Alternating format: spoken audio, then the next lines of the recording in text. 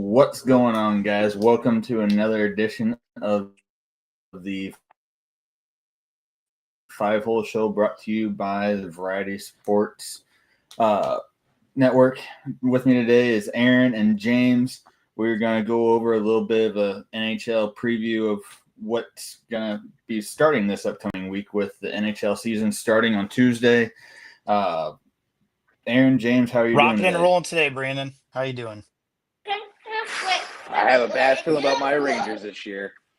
Yeah, they've made a little bit of additions and subtractions, and don't really know how it's all going to kind of shape up for your Rangers. Is it, Aaron? I really want Gabe Perreault to be in the top 6, but I don't think that's going to happen. So I have to wait a few more months for him to come up. It's disappointing.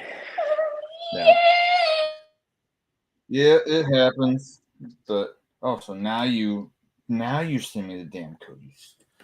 Okay, but kind of getting into this, we're gonna kind of go over just different things with each of the four divisions. We're gonna start with the Atlantic Division.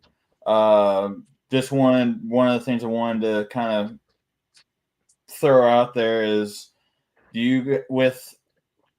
I guess the biggest thing out of the Atlantic right now is, are the Florida Panthers going to be able to kind of overcome some of the adversities that they are kind of presented with so far, with having Matthew Tkachuk being out until I think it said December or January, and then you're going to be pretty much without Andrei Barkov for the entire season, more or less.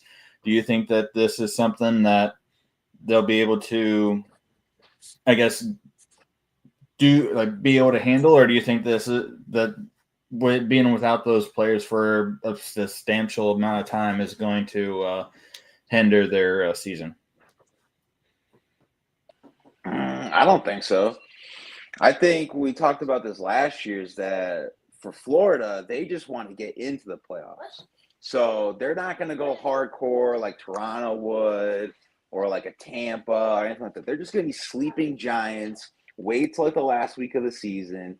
Once they're in, they are in. And we were talking about this before the show started. You have Sam Bennett as your 1 seed, and then you have Lundell as your 2 seed. They can fluctuate anything they can in the top 6. That's still a pretty good lineup. And you got Bob in goal, so everything should be fine. I think they'll just be like a 2-3 seed in the Atlantic. Fair enough. I kind of thought the same thing, but I wasn't sure, especially with how much Barkov kind of is how much of a factor that he is for that team. I figured wasn't sure how well everything would gel with having such a crucial player out of the lineup. James, what are your thoughts on it? I do think that they make the playoffs. I just don't know where they're going to land in that post. Kind of like what Aaron said, they just need a 2-3 spot to get in there. Their concern is not winning the division. Their concern is getting in and then going from there with it. But the issue that you have is, if they get off to any of a rough start, like any of these other divisions, because the Atlantic's a pretty stacked division. There's some really good teams there, some really bad teams, but some good teams to go with it. But if you don't put up the numbers at the beginning, then you have to build your way back out of that. And that's a hard ask at any time. Even if you get Matthew Tkachuk back in December, you don't know how good he's going to be. Plus, then you've got the Olympic break, which he's going to be on the Olympic team, and you don't know what he's going to come out of after that. I mean, he dealt with a lot of injuries at the Four Nations face-off last year, and that led into the playoffs. And then he made it. He played in the playoffs. He just wasn't he wasn't the workhorse he normally is. They still won the cup, but then now he's out till December. We don't know what type of Matthew Tkachuk they're going to get, and they know Barkov's gone for the year, and he is their heart and soul of that team. So I do think they make the playoffs. I don't envision them being a 3-time Stanley Cup champ. I don't see that. Fair enough. Especially because I know we talked about this on Sunday, James, whenever we had our Blues Note show, and you brought up a good point of it with all the new things kind of coming out with the new CBA agreement, and how every team is going to be able to kind of work the the salary cap going into the playoffs. Mhm. LTIR guys now, it was going to be difficult already with juggling how they're going to do everything with Matthew Tkachuk being out for a while, but now you got to also deal with Andrei Barkov being out for the entire season. And I mean, I can't remember what we were talking, how that all stacked up with like the money and everything, but it seemed like they were going to have a little bit of money to juggle now with how they're going to kind of still stay where they can be under the salary cap. Right. So, long story short, if they basically say Barkov is not playing at all for the season and playoffs, they'll have about $10 million $10 million to play with LTIR. Um, Mm-hmm. and then there is going to be a playoff salary cap implemented. So no team can go over the salary cap no more than $3.8 million. So a team like Florida in the past, and and also like Vegas in the past, in Tampa Bay, they've used that LTIR to their advantage, making up the difference in injuries for guys that were out for most of the season. And then when they come in with no salary cap, they have, instead of an $85 million salary team, they have a $95 million salary team. Now, I don't know right off the top of my head what's the salary cap this year, but it's that plus 3.8. 97, I think. What is 97? 94, 97, somewhere right in that Okay. range. So anywhere between 98 to 100 million is what your salary cap has to be for the playoffs. You have to be cap compliant. So um, that really means, like, if they lose Barkov for the whole year, he's ineligible. He can't come back, and then they have that $10 million that they can spend to upgrade where they need to maybe go on another cup run. If they keep him for the playoffs, they only have about $3.8 million to play with. So Yeah. this is definitely going to hamstring some of those teams that have utilized LTIR for the playoffs. So we'll see what happens with them. It's just going to be really challenged. They have to make a tough decision. But if Barkov's gone for the year, then they've got room to spare money wise, and we'll see what they do. Yep. Kind of going on into the next one that I had. How do you guys think that Toronto will adjust with the departure of Mitch Marner? Do you think that they maintain being contenders, or do you think they pretty much are more or less out of their window of being contenders to be in the playoffs this year, with kind of jungling around everything with the team now with losing such a key player? I mean, is Stolarz in net? The answer is yes. I think with Mitch Marner, I think it's a good thing for Berube, so he doesn't have to hear about the Fantastic Four, that lumped in group. And Mitch Marner's gone, which I think he's actually doing really well in Vegas. Spoiler. But no, I think this Toronto team, I think they'll still be. I have them actually in like the 2 seed. I think Tampa might be a little bit better than them, but I still think they're a really good team. Stolarz is a good goalie. They re-signed him. It kind of sucks that Wool had to take that leave of absence, but they got Tavares back. Matthew Nyes re-signed. It's still a pretty stacked team. I mean, Max Pacioretty, yeah, he retired, but he was old anyway, so that's fine. But yeah, I still think they have a really good team. For sure. James, what do you think about the Toronto and their chances? I think this helped. And honestly, this will benefit Toronto more because now, and not saying that there's more pressure on the players, but I think it's more of a resting point. Now they don't have to deal with all the drama that surrounded Mitch Marner in Toronto. It was always around them. You could tell the way the team played. They never looked like they were focused. And now, you've got another full season of Craig Berube as coach. This is a guy who does not want drama on his team. He wants workhorses, and he's going to push it. And I know that, you can't say it for certain, but you know that Marner was an issue on and off the ice that they had to deal with day in, day out. Now they can rely on Austin Matthews and John Tavares, Matthew Nines, like Aaron said, also Manny Spichelli, who was just picked up. He's a pretty solid forward. He's going to be a contributor. Also, Max Domi's always been a reliable forward. So I think they're going to try and push for not so much of, two guys giving you 100 points and everything else. I think it's going to be more of a balanced situation. And I think that's what Brewery's going to push for to hopefully get them better playoff success.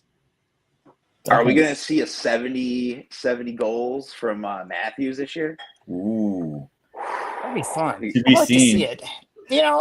I wish he wouldn't play center. I think he could get 70 goals if he didn't play center. If they gave him a reliable center to set him up, I think he'd be 70 goal scorer 100%. Because then he doesn't have to worry about all the commitment that a center needs. But, he gives you 50. I'm sure he'll get 50 this year. 70 would be awesome to see. Yeah. I believe he'd be the first American forward player for 70 goals in a long time. I don't recall the last one to do it. Yeah, I don't recall either. If I had to guess, I think it might have been No, I really can't think of anybody that scored 70 that's American. I really can't. Yeah. And also to your point, James, Max Domi is just a dog. Whether he's playing defense or offense, he is a dog. Yeah, I was kind of surprised whenever I looked at the lineups to see where everybody was going to be shaken up with Toronto. I don't know if that might have been the biggest surprise for me, that they were putting Max Domi up on the first line with who he's paired with. I figured they had like Nylander or somebody else on the first line rather than Max Domi. Is Nicholas Roy going to do anything? I don't know. I doubt that. He's okay. Is that why Max Domi's the 1C right now? Yeah, that's my guess. And they probably just want that body up there to be that guy who's going to protect his boys. Maybe they're kind of looking for that old school hockey mentality again. Yeah.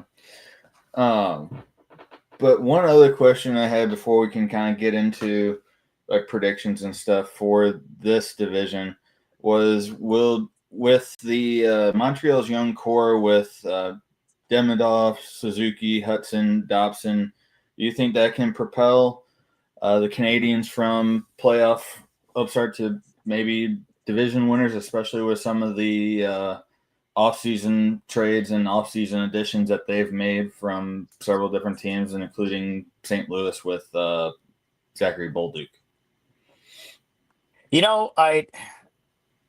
I think Montreal is in a very peculiar spot. They have the ability to be that dark horse, get into playoffs and really cause some havoc.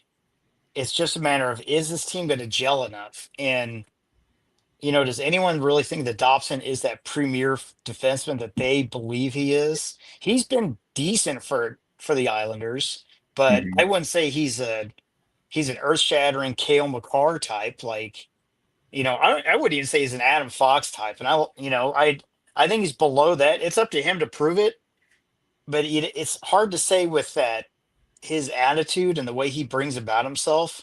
I do think Montreal is a good team. I think they're well coached. I think they've made a lot of good, intelligent moves, making trades like they needed to, picking up Zach Bolduc. And I do think Noah Dobson's a good trade. However, you've got a lot of people in the Atlantic Division you got to go up against. So my guess is they're probably going to be in that middle part. I think they squeak the playoffs in, but it's going to be a tall task. They got to really work hard for that to happen. Yeah. Yeah, I still see him as a 5 seed. No, honestly. I mean, Ivan Demidov, he's looking really good in the preseason. So hopefully that can translate into the regular season. I know he was the last week of the season that he came in. So I still see him as a 5 seed. Basically, you just took everything I was going to say about Dobson. So I don't have to repeat myself. So that's good. No, I agree wholeheartedly about him. We've seen him with the Isles. So, St. Louis is a no-nonsense guy. He likes to play defense. Their blue line really isn't that bad. But like we're saying, the Atlantic is just so tough from 1 to 3. It's like I can see him making the playoffs, but I don't see him winning the division. Yeah. Potentially, you never know. But with that, I know we were going to go kind of do predictions, but what out of this division, who do you guys both see as? I know you said something earlier about that you thought it was going to be hard to probably predict who the top 3 were, but who do you guys think the top 3 out of this division would be? I'm going Tampa, Toronto, Florida. Okay. James? I think I'm going to go Tampa, Toronto, and I'm going to go with Ottawa on this. I like Ottawa. That's a that's a that's a fun team to watch, and they made some strides. I just like that team. I do. I think they'll make their mark this year. Okay. I was thinking Tampa Bay, Florida, and I think the Marner deal isn't going to really make much of a difference with Toronto. So I'm putting Toronto up there in the mix with one of the top 3 spots. But aside from that, who in this division do you guys think would be? I guess it wouldn't be a surprise team, but a surprise outcome. I guess when viewing the standings as we get farther into the season. What do you think would be more of a surprise whenever we get farther in, closer to the playoffs? Detroit's last in the Atlantic. Ooh, that's a good one. Okay. I was actually on that thought process. Like, Detroit could finish last in this division. They really could. I mean, you just don't know. That team just I don't know. They just kind of crappy put together. I don't know. It's like watching some, idiot, chef making a steak dinner and he just fails at it. Like, I don't know. Just that's how I think of Detroit when I think of them. Mm-hmm. James, what was your surprise pick, do you think? I think my surprise pick, I actually see Boston pushing for a wild card spot but miss out. I don't think they get that. I don't think they get there. I could see that though. You kind of went with mine there on that one. I figured they were going to make a run to make something of a So playoff. go, baby. Now I got to figure out something else. I'm gonna go with Ottawa. I feel like they are gonna get into a playoff spot with a wild card and make it a little bit further than what teams are gonna give them credit for. I feel like they're gonna come out this year and do a lot better than what they've done in seasons past, and I think they'll do decent in the playoff or once the playoffs gets here. I have a feeling. Yeah, and Brady, as you could tell, if anyone's watched it yet, the new season of Face Off, man, he is hungry. He is such a competitor on that Sens team. Oh my God, I think he's gonna fucking rip it this year. I think so. Brady might be a dark horse MVP candidate. Like, I think if that team makes the playoffs and they do well, man, I could easily see him because he just has such, everyone always raves about Matthew, but Brady just like there's a different drive he's got in him. Like he's nonstop and he stays healthy.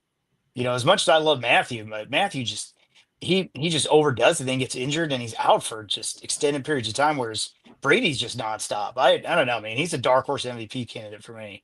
Yep. That's why I figured maybe make them a surprise and see. I could see them being surprised and potentially a dark horse going into this year and making it into the playoffs and just wreaking havoc. But moving on from the Atlantic Division, moving on into the Metro. I guess my first question is, will the Washington Capitals replicate last year's unexpected division win and end high production, or will the age and regression undermine their chances? Because a lot of their core, it seems like, is getting into like their kind of like low mid-ish 30s, and you got to imagine that they're not going to be as productive, I guess is a good word of saying it, to really get them to where they were at the last few seasons. But James, we'll start with you on this question. Yeah, I'd be very surprised if Washington is as strong as they were last year. Did they didn't win the President's Trophy, right? They just missed out. They missed out. It was Winnipeg that got it. I like that team, but I don't think that they're going to be as good as they were. I do think Carolina takes them over in that spot. I think they are still a playoff team. I think as long as you've got Ovechkin contributing the way he does, like he did last year, where he became the all-time NHL goal scorer. I think that's a absolute bona fide good part for them. They had great goaltending. Their defense was superb. I still think they're good. I just think age is going to get to them. They're going to have some more injuries. That's going to push them back. They're not going to be as dominant as they were. But that was a good team, a really good turnaround for them, a surprise turnaround. And I feel like they have more longevity to keep going with that. I think they got enough juice in them, but not to win the division. And especially too with Ovechkin breaking the record for the most goals and everything last year. I have a feeling that he was probably gonna. I don't know if it would necessarily be a huge step back, but I feel like he's not going to be as hungry for it as what he is, since he already has breaking the record from Gretzky. But Aaron, what was your thought on this question? I mean, the only thing I'll say is I did not expect Pierre-Luc Dubois to be good for this team. I thought he was just going to be like a semi-cancer, like he had with his last two teams, and the Kings and Winnipeg. And same thing. I don't think they're going to be like as dominant, because Carolina is just a train this year with what they did. So I think they'll be second in the division, but I think we'll see more from like the Ryan Leonards, and we'll probably see like another 50 tucks from Ovechkin. That's going to be like, they're going to be good, but they're not going to be like, oh my God, they're going to win the cup. I think they're just going to be like a good playoff team. Yeah, that's fair. With the Columbus Blue Jackets young core with Fantilli, Johnson, Marchenko, ready to turn, do you guys think that the young core will start to have a turn with offensive surges and make them a possible playoff contender this upcoming season? I think so, because I mean they got Charlie Coyle in a trade, so that's a good 3C right there for them. Yeah, and I think Fantilli's going to go off this year for Columbus, at least. I think he is just going to emerge. And how many goals did he score? What was it, like 25, 20? It was somewhere in the mid-20s. It was right in that area. Yeah, I think he's going to go for like 30 tucks this year. I can see it, though. I mean, that's just me. I could be wrong, though, but but no, I think they could be a good I'd say like a 5 seed in the Metro, because the Metro is just a weird division this year. Yeah. James, what do you think with Columbus? Last year I picked them to make the playoffs. I really towards the end of the season, I thought they're going to make the playoffs. They're going to do this with Fantilli and Marchenko, and that team was just playing on all cylinders, and they just missed out. I think that was a learning curve for them. I think this team is getting hungry. They're young and they're hungry, and that's two huge things you need to have. It doesn't seem like there's a very selfishness about them. They're ready to play for each other. And, the defense looks good. Werenski's coming back, and he's going to play well again. But yeah, and Fantilli, right? Just fantastic player. I think this team's going to make some waves. Like Aaron said, that this division, the Metro, is just everyone it's either they all fight for mediocrity or supremacy. It's like one or the other, and it's just a matter of how hungry is Columbus. Are they going to make that next push to get to the playoffs? They were right there. They were touching it, and they were getting ready to take that date out to dinner, and the date canceled on them at the tail end. So I would really like to see them make that playoff push and get there. I'd like to see them in that third spot, but like Aaron said, they could easily be fifth. That's how the Metro is. They're wonky. It depends on what team wants to step up this year. Yep, for sure. Where do you guys see Carolina this year? I had them in my top 3. I felt like the Carolina, with the additions and everything, I felt like they could easily be a 1 or 2 seed in the Metro. That's my thought. I'm just looking right now, and I just saw their front line is Nikolaj, Sebastian Aho, and Seth Jarvis. My God. It's going to be crazy. That team that team is stacked, up and down stacked. Yeah. And you would have thought that they would have done better with, especially the departure of Rantanen, even though he was only there for a short bit. Like But 2 I mean, weeks. even what? Well, like 2 weeks. Yeah, He's like, I'm good. Yeah. that and He Martin literally Necas is like you would have figured that this team wasn't going to be looking good on paper, but it still somehow manages to just look impressive. Like Yeah. they look like they're going to be a very good team coming into this season for some reason, even though they lost two pretty notable players. But, they also made some good, smart trades with it. It wasn't like they just get like the trades they made, they picked up good players. You Yeah. know, not that, Stan Coven is better than Heiskanen, but Stan Coven fits in their team better than Heiskanen. That's what matters. Is I would Yeah. when definitely it's agree. not a matter of who gets the better player, who gets the player that better fits your team. That's the key. For And they sure. did, and Carolina does that every single time. Yeah.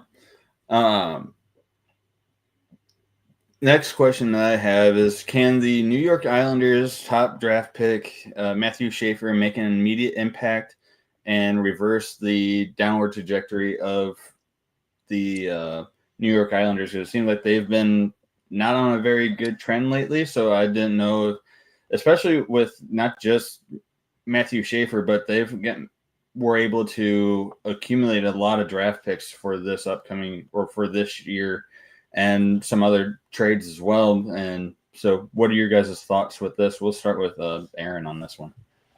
I would not play hero for this team. I would just take the L's because I don't see them going far at all. I think there's a lot less pressure, though, because there's no Lou Lamoriello. Yeah. So everyone can grow out their beards. Yeah. They can actually play, and they're actually getting draft picks that'll help them in the future. So, yeah, I still think they're a bottom team, and I think Schaefer will probably have like a good year. But I wouldn't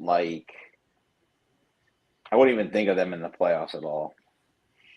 Yeah, that's kind of what I was thinking. I figured they were going to be probably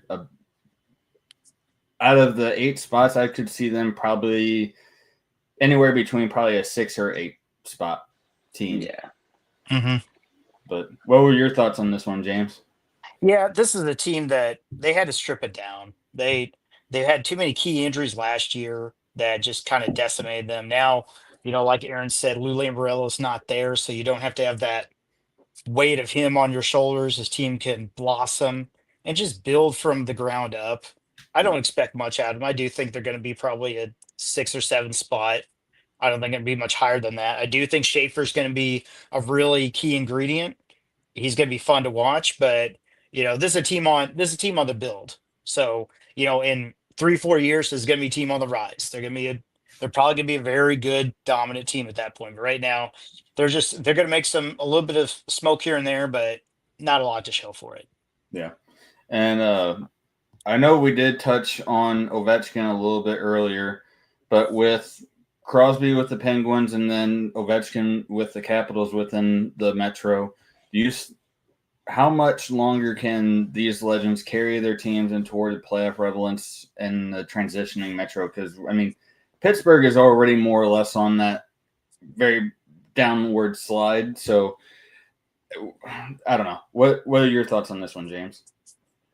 I think Pittsburgh is at the end. I think this is, I hate to say this is Crosby's swan song. This will, I do believe he's on the last year of his contract, and he's probably going to retire after this.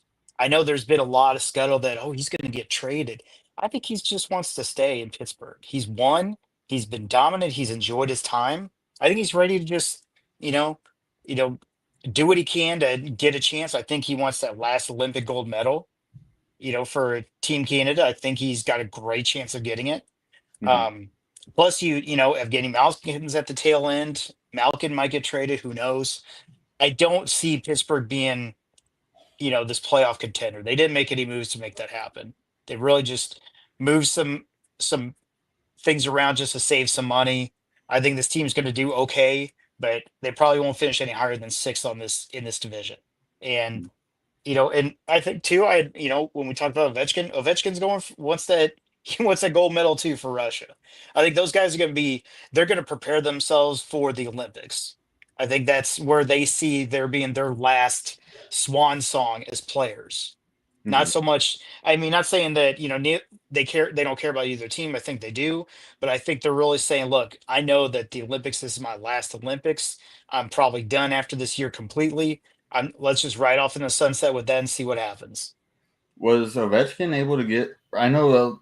I thought I saw something earlier that the NHL wasn't allowing Russia to participate in the I Olympics or something along those lines, but I didn't know if they I were think still able to find other countries to I play think for. they've got so they weren't allowed for the four nations face off.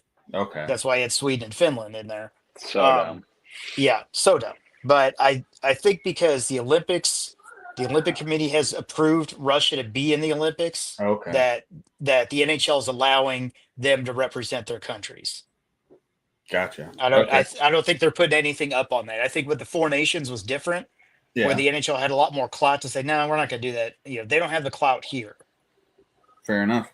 But with that, with what do you guys feel like is going to be more or less the top three out of this division going forward with the start of the season approaching, James? The start. I think my top three are probably going to be Carolina, Washington, and the Devils. With Columbus, I know I don't like that. I just don't. So I don't icky. like it at all. It makes me sick to say it. I'm covering myself with bleach right now. But I just the way the teams are made up, like I don't. I mean, do I see Columbus probably pushing Washington out of that third spot? Yeah. I'm not a fan of the Devils. I feel like I don't know. I just don't like it. And too many people are saying they're going to be in the Stanley Cup. I think at best they're going to finish second, and then Washington's my third. I just think Carolina's way too dominant for the Fair enough. Atlantic. Aaron, Yeah. what's your thought? I'm gonna go Carolina at the one. I'll go. I know I said there could be a 4. I'm gonna go Columbus at the 3, I love it. and then I'll go Washington at the 2, just because it's Ovechkin and they were just so dominant last year, even though they were chasing his record. Okay. I'm from mine. This is a little bit of a bold prediction, and I was going to go Carolina, Columbus, and then I really don't think that they're going to go. I think they're going to be more of a middle team, but just for the sake of it, see Philly. Ooh, how about them apples? What a steaming take right there. Wow. I don't know. I just feel like with how things have been going, I feel like they might have something a little different happening this season. They might be able to make it. It's because of Rick Tocchet, isn't it? I was gonna say he's riding on the Tocchet coattails. I You mean, never know. Tockett's a 3-season coach, man. He's great his first season. He's decent the second one, third one they fall apart and he leaves. So that's been par for the course for every team he's coached so far. Yeah. I'm surprised he didn't go to the Rangers.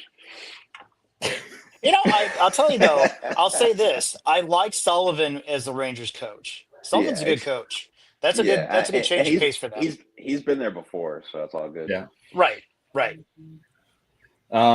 Who out of this division do you guys feel is going to be a dark horse, more or less, going into the throughout the rest of the regular season and then to the start of the playoffs? Dark horse. I'm gonna say my Rangers just because it is Mike Sullivan and we have one of the best goaltenders in the league. If Gabe Perreault can show up in like mid-November, have 10 games in the AHL, and we bring up that Laba guy, hopefully he stays.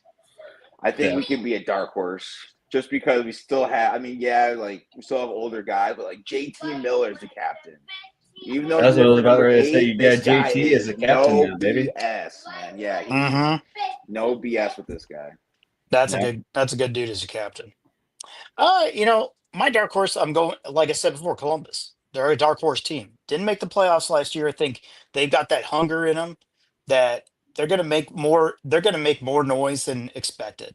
I deep down actually think that Columbus will overstep on New Jersey because I think New Jersey is overrated. That's my dark horse, is that they finished second in the division behind Okay. Carolina. Okay. Mine is I'm gonna be kind of in the same boat with Aaron on this one. I think the Rangers are gonna be the little bit of the dark horse with this one. Because they didn't make, if I remember correctly, they didn't make the playoffs last season. They didn't. They just started falling from grace. Right. I feel like they could be after not making it last year. I feel like they might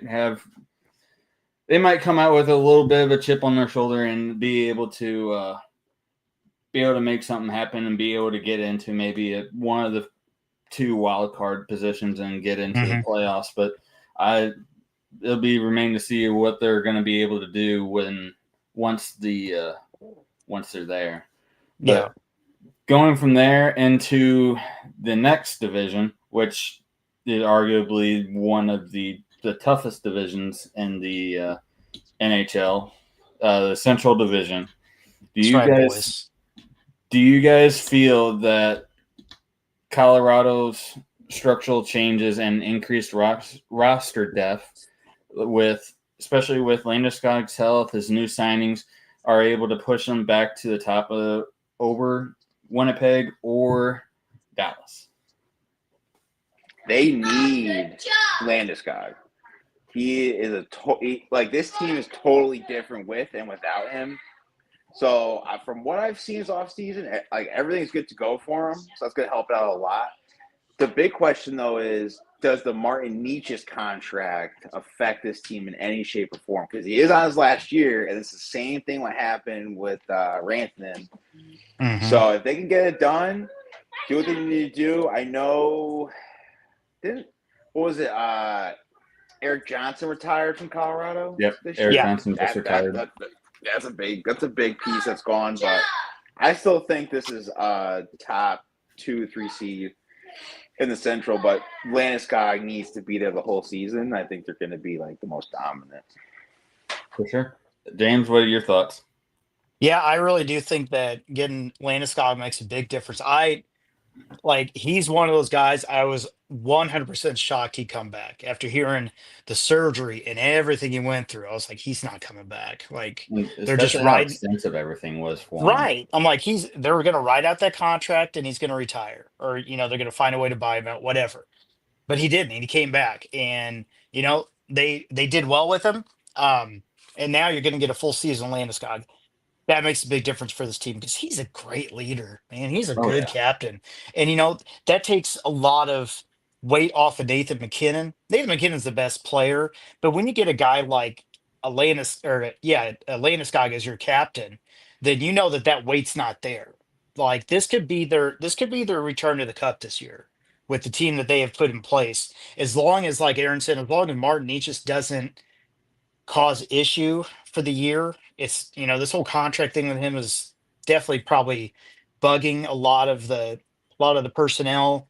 It's a matter of will that affect the team? I don't know, but they definitely have one of the best teams in the league, and I mean, they're definitely going to be one tough team to play against throughout. For sure, I was happy to see that he was able to come back last season in order to continue to play, and that was a big shock, especially because everything that happened with him and the surgeries and just the timeline of how long he was out. But to see him come back and play as good as he was playing I think he had I can't remember if he played a couple of games of the regular season or if it was just all playoff games. I think it was all playoffs. Yeah, I think he was in the AHL team. Yeah, I do remember that now. But I was happy to see him back and playing. But man, I feel like if he's able to have a really good season like he's had in the past, the Colorado team is going to be a team to watch out for. I mean, every team in that division, except for maybe a few, you could really it's going to be really hard to guess of where everything's going to pretty much end for this division, just with how good some of these teams are. Do you guys trust the Wood brothers? That's what I was getting ready to say. Oh, Their nice. goaltending is their goaltending is sus. Like I think Blackwood's decent, but I don't think he's the one that leads them to the cup. I don't. I feel like he's going to be solid, but I think they're going to have some issues with that goaltending. Defense is great, forwards are great, goaltending is okay. So can they win with that? I mean, they did win the cup a few years ago the same way. They had solid goaltending, but it wasn't great goaltending. They won the cup. So it's a question of, is Blackwood good enough to lead this team for the playoffs? I don't know.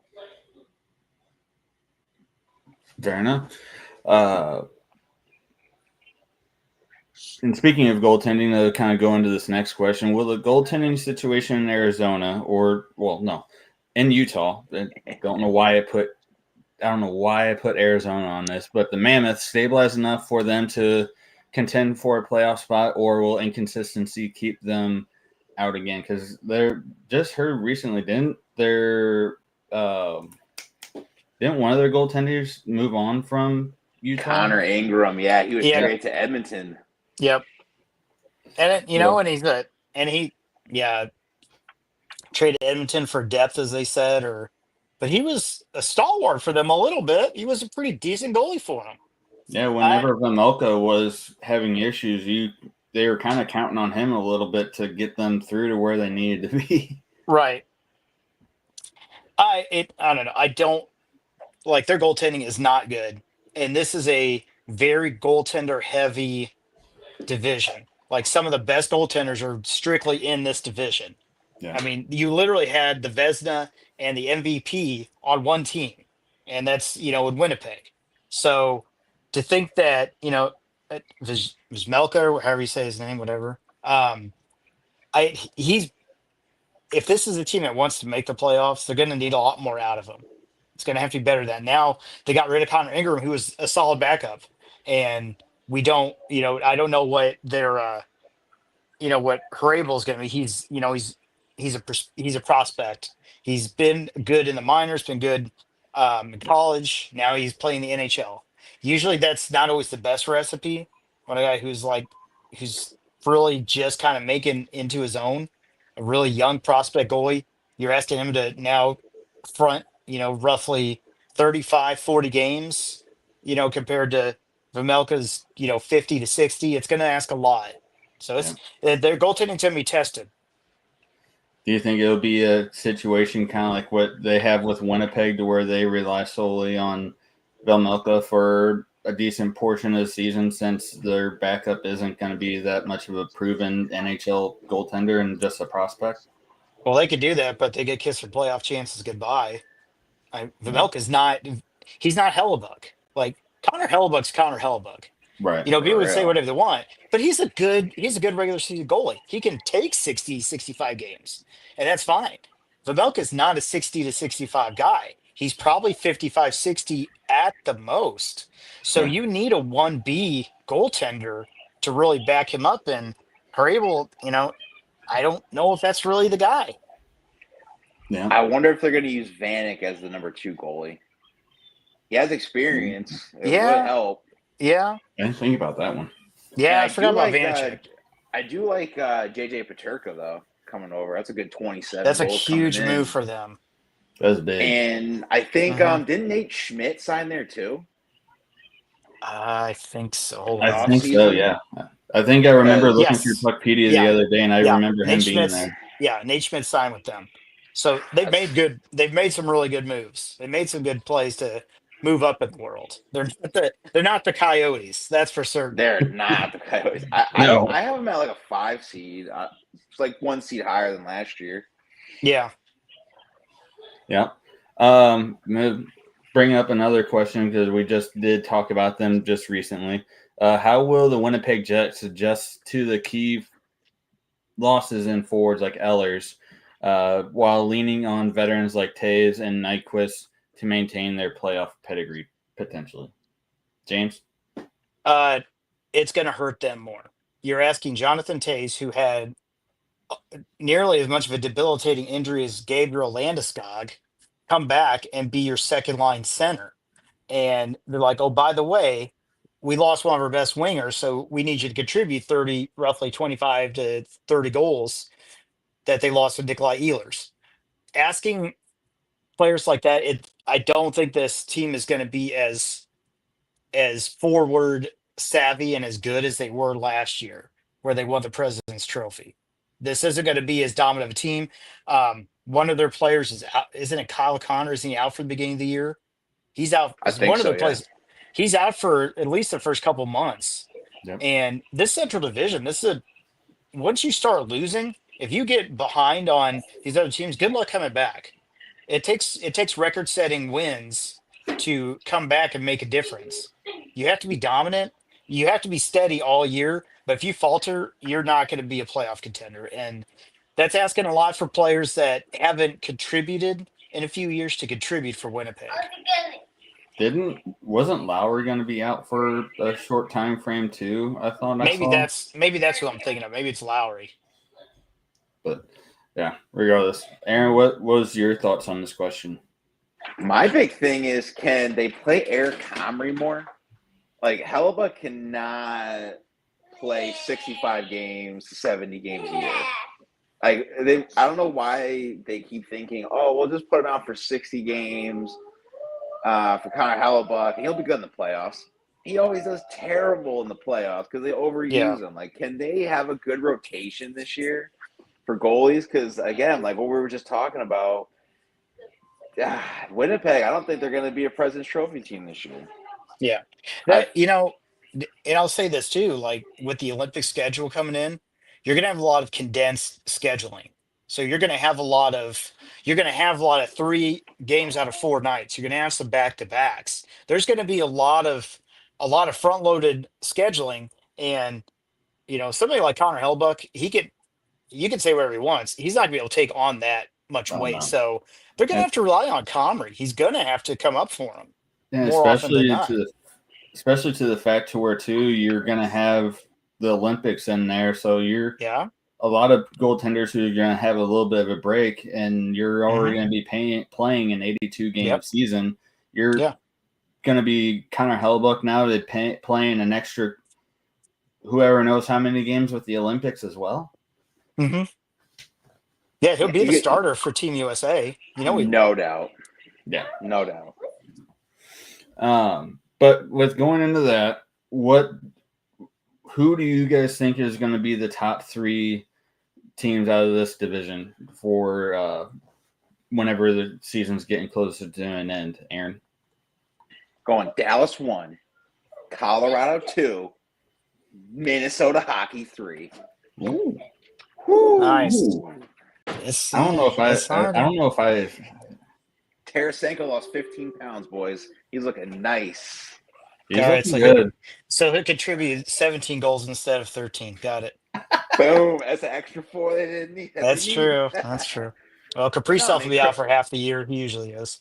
But look at last year though. They were at one point. They were I wouldn't say the division leaders. They were like second or third without Kaprizov for almost half the year. Right. They ended up being what were they, the 4th seed, right? Because St. Louis was the 5th seed. Yes. They ended up being the 4th seed, and now you got don't forget Matt Boldy. That guy is nice on that team. I mean, you don't have Flower, but Gus is right. It might be good. They might be a good team. Like, I mean, they are a good team, and they might be that 3rd place spot. It's hard to say. My 3, I'm gonna have to go with probably Dallas, probably Colorado. Minnesota would be there. I kind of think the Jets. St. Louis. I know you guys want to say St. Louis. I want to say St. Louis, but I got to be a realist. I feel like they're going to be a 4 or 5 team. I know. I'm going to go with the Jets here. I'm going to go with the Jets in that 3rd spot. They're still a good team.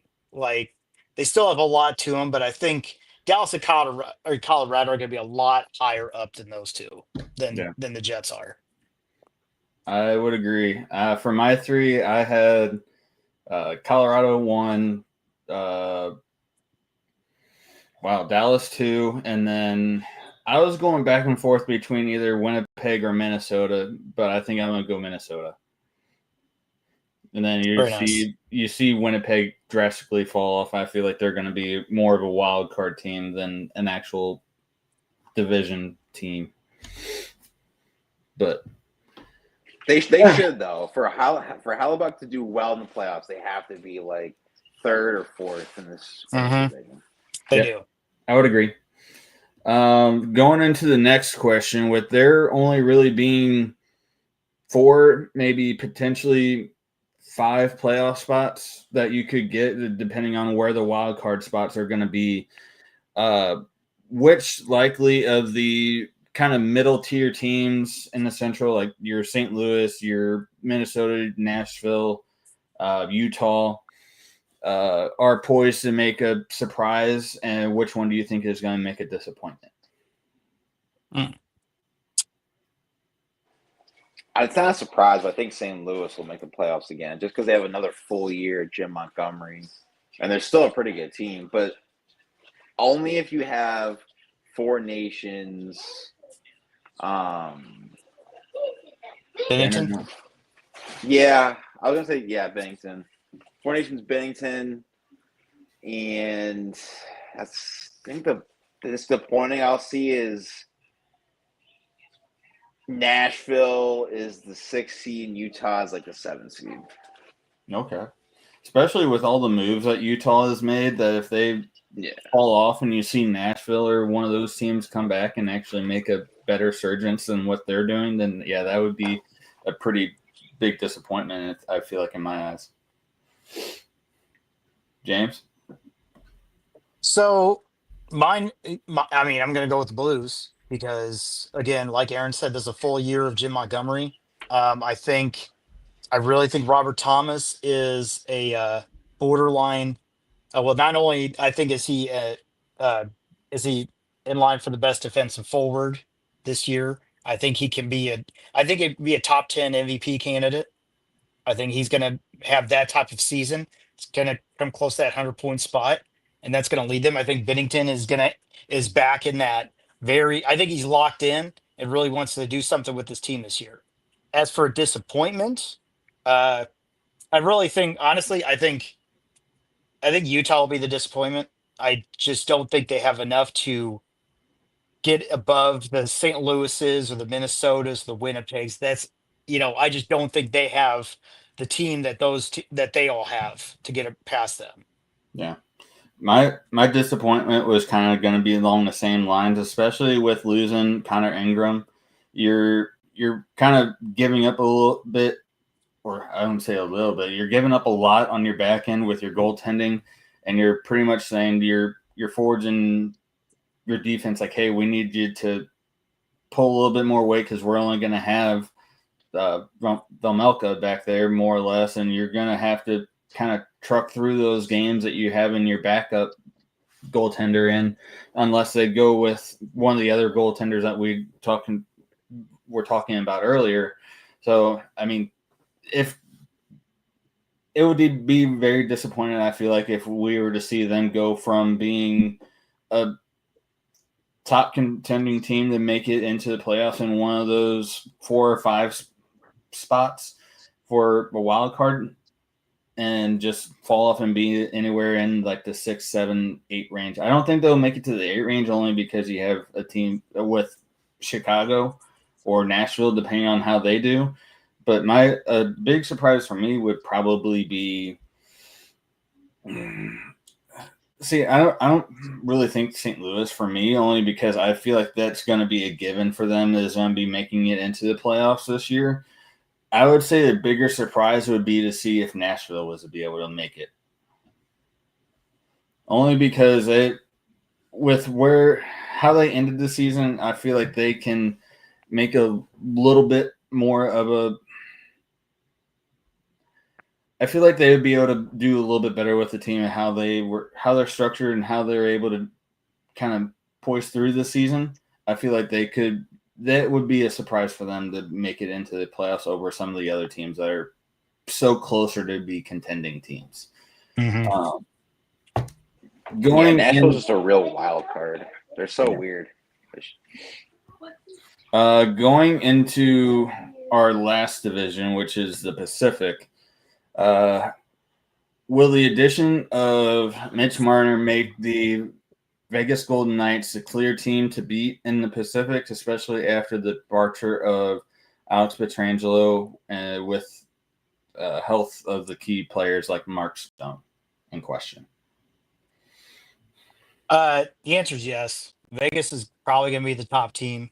Not only do they have Marner, but then you also still have Mark Stone, Jack Eichel.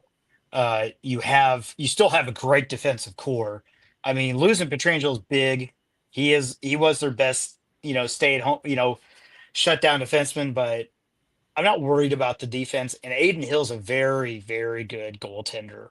Yeah. So this team really, they're getting their biggest one of the spots they lacked really was having better center help. And they got that in Mitch Marner, the best, free agent signing of this year. And that was a good move for them. And now they're going to eventually lock in Jack Eichel as well. So, like, you can have a bona fide 1-2 center tandem for the foreseeable future. That's just going to be nothing but dominant and really good. Like, Jack Eichel is a great shutdown center, but he's also a very skillful passer. And, Mitch Marner topped 100 points last year. And he's going to be honestly on a better structured team that will give him a better chance to compete and do well for them. Yeah, I think Colin Sissons is actually a pretty underrated upgrade from them, getting traded from Nashville. And Right. like we That's guys are true. saying, the whole 1-4 for centers is amazing for Vegas. I think Mitch Marner is going to go off this year. I just thought it was weird that he was traded from a guy who's no nonsense to another guy that's no nonsense and signs an extension. So maybe he Right. just likes that abuse. But I think with the blue line, Pietrangelo, I think is like a heavy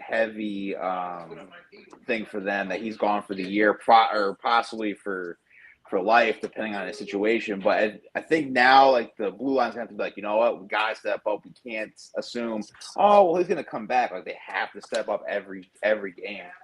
There's no way. I would agree. Yeah, and I don't think Pietrangelo comes back. I hate to say it, I love the guy, but that sounds too significant of an injury for him to overcome and even make any type of reappearance back to that team.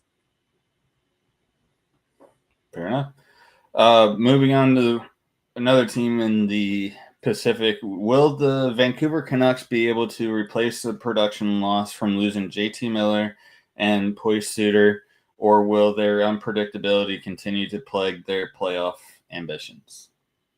Is Thatcher Demko going to be healthy? That's another big question mark. That's the biggest one, I think, for this team. I mean, they just signed Lincoln into like a multi-year deal, so that tells me that they don't expect much out of Demko. No. That's sad though. He's like a really good goalie. He is. But maybe Elias Pettersson will finally come out of his shell now that he was abused by JT Miller for being too hard on him. Oh my gosh. I guess another question for this team is, if they fall off like they potentially could be, do you think Quinn Hughes leaves and potentially tries to join his brothers in New Jersey? I don't know. I mean, I kind of think they do, because I feel like Vancouver right now is a train wreck of a team. I think they have enough skill to do some things, but they're poorly coached. They're not managed well, and like the whole JT Miller fiasco was really just like, it's just a sign of like, you're allowing this one player to be so, for lack of a better word, weak, because the guy is like getting in his business to do better, and his feelings were hurt, so they got rid of, like, when you're the heart and soul of your team, and then your your coach leaves. Obviously, like, there's a lot of factors here that to me, makes it feel like Vancouver is just on the downward spiral. And I wouldn't be surprised if Hughes takes off and joins his brothers in New Jersey. I don't know how they make that happen. I don't want to see it, because it just makes me more sick to my stomach. It's like when people say, "Well, they got to reunite the Kachuk brothers." I don't want this type of, like, end of world scenarios. Okay, let's not create those things. But if Vancouver keeps playing this way, if they keep running this way, why would Hughes want to stay there? Like, what is the benefit of staying in a team that is going to not only be mediocre on the ice, but off the ice they're going to hate each other? Like, what's the point? Might as well go Yeah, somewhere where exactly. you might as well go where you're going to enjoy your time in the NHL. Yeah, and I like Philip Hedl, but he's just never healthy. When he's Right. healthy, he's good. Yeah. But he's just never healthy. And then, Right. I mean, the only bright spot would be Evander Kane just being a menace. And how much Two. menace does he have left? I mean, and I think gambling's legal in Vancouver, so I don't even know if he's going to have that much fun there. Ouch. Oh, sorry. Did I say that loud? Ooh. All right. Well, going on to one of the other Canada teams in the Pacific, can the Edmonton Oilers rely on their aging core and finally address their persistent goaltending issues? Obviously, they did with the signing. Hopefully, they did with the signing of Connor Ingram, but hopefully, with their goaltending issues, to surpass Vegas and capture the division title. I don't think they're chasing Vegas. I don't think they're chasing Vegas. In all honesty, I think they're more or less chasing second after everything that's kind of gone on. I would say third, if you think about it. I think the Kings are still a good team, even though they're losing their captain at the end of the year. I actually think LA is better than Edmonton right now. Interesting. I mean, yeah, they have made a lot of offseason moves, and they weren't looking bad at all last season. I felt like the Kings, I thought, were actually a very well put together team last year, and I felt like they just made adjustments to be even better going into the start of this season. Yeah, and I think too with like the whole Connor McDavid thing, I think everyone's just getting tired of it over there. I think it's just looming over their heads. But like with Connor Ingram coming in too, like does that mean they don't believe in Stuart Skinner? Do they not believe in Picard? Yeah, like, Picard. Where does Connor Ingram fit in all this in general? And then like what was it? Corey Perry went to the Kings. I was to Cody Ceci, but that was like 2 years ago. Someone else left too from Edmonton. Jeff Skinner, he went to San Jose. So it's like, who do they really have like on the bottom six? Per usual, their bottom six is trash. Yeah, very true. And speaking of the Kings, are the Los Angeles Kings quiet offseason moves enough to solidify them as a playoff team, or do they risk getting overtaken by imposing teams lower in the standings? It's going to be hard. I mean, again, like they picked up Perry and Dumoulin and Anton Forsberg to solidify the goaltending with Darcy Kemper.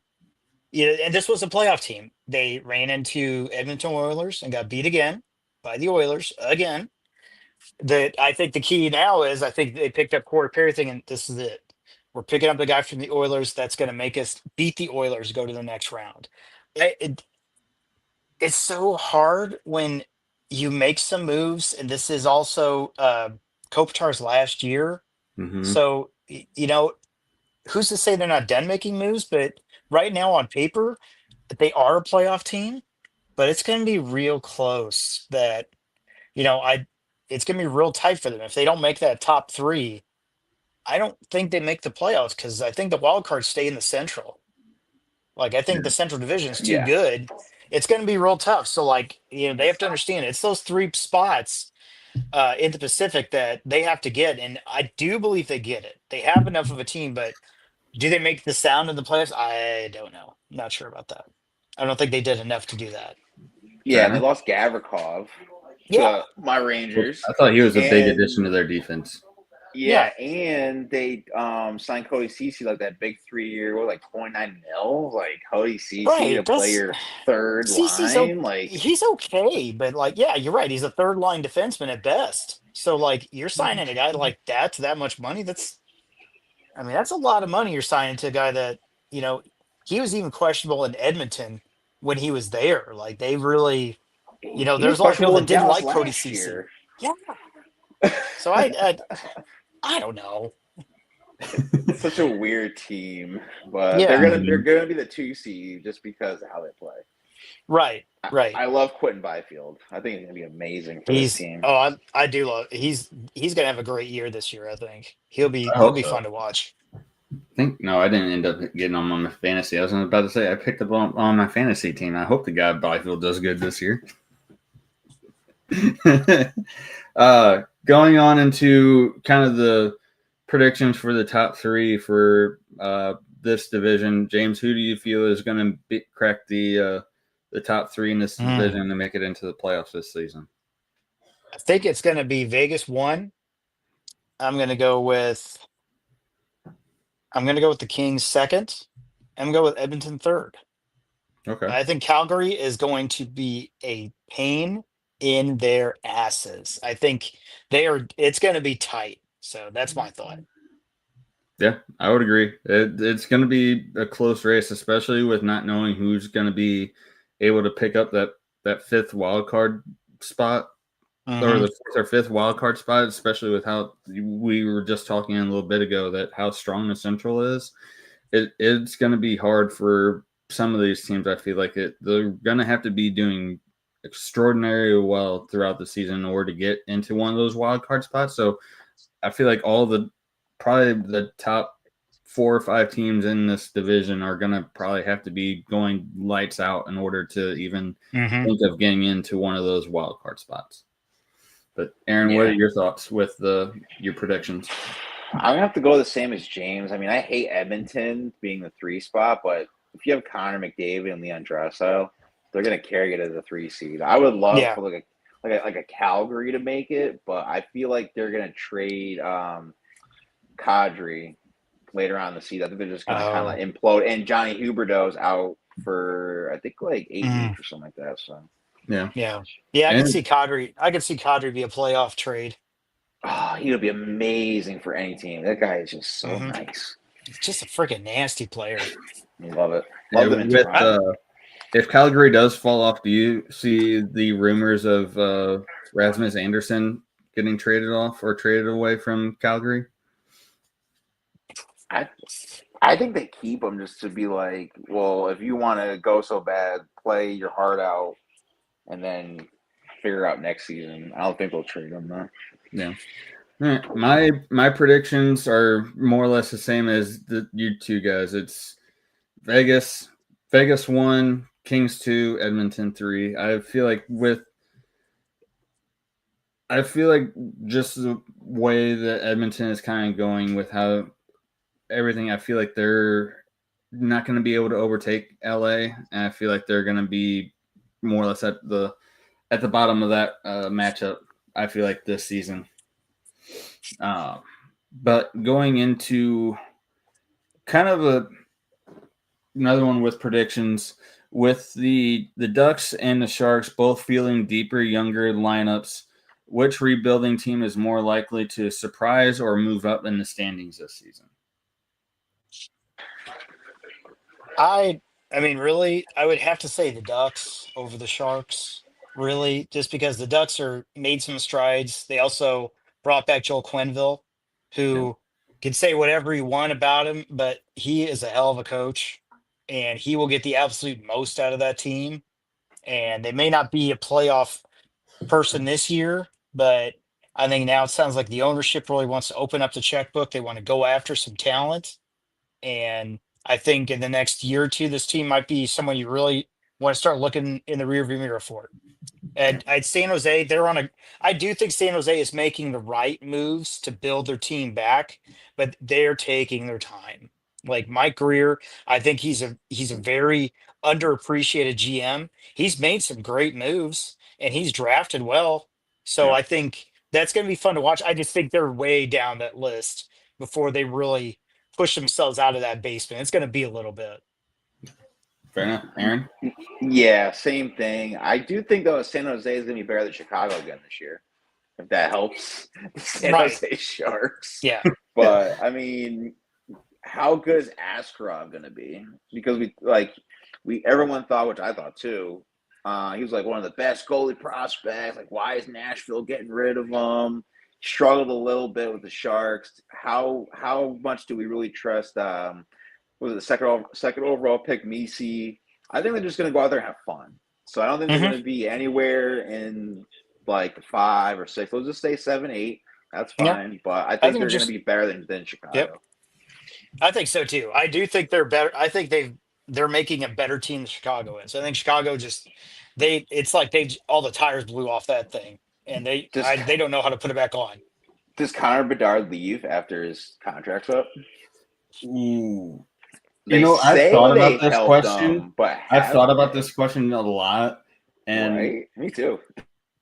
I could potentially see it just with how much not moving forward that team has really gone. They've seemed like they've been more stagnant than anything.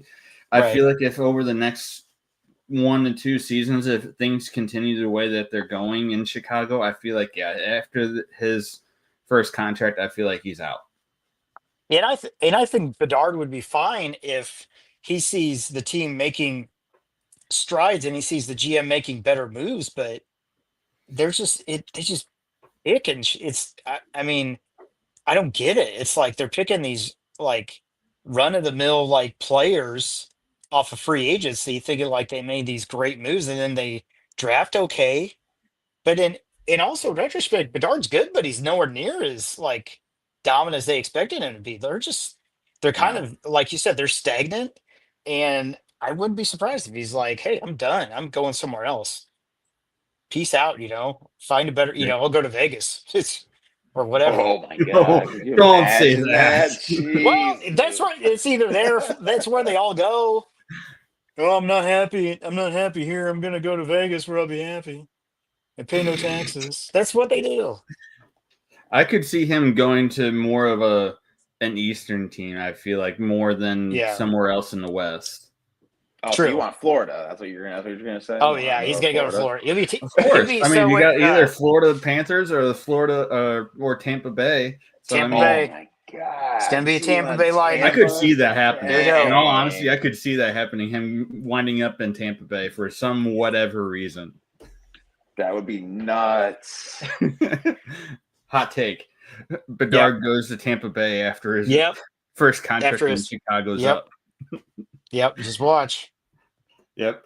But that's all we have for today on the 5-hole. James, Aaron, do you guys have anything for closing statements before we get out of here for the day? I am just glad that hockey's back. It's been a bothersome summer without it. I'm just tired of watching mediocre baseball with the Cardinals. It sucked. From St. Louis area, this is terrible. And, there's nothing else to watch. So, finally, hockey's back. I don't have football. I just watch whatever team I can. So, we look forward next season to a longer season. Thank goodness. Add those a couple more games. I'm good with it. Let's go. No. Aaron? Same. I mean, hopefully Rangers hockey for me does better than last year, and face off into the NHL season 2's out. It's pretty good. Nice. I think I finished the first season. I'm definitely going to go watch the second season because I enjoyed it. Yeah, the first episode starts off with the Chuck brothers.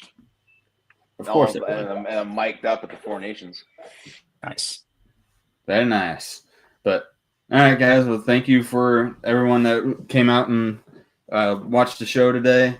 We greatly appreciate you coming out and partaking with us. If you liked our content, please subscribe, and leave us comments so that way if there's things that you want us to kind of talk about in future shows, that we will be sure to keep an eye on the comments, and we will incorporate it into shows to come.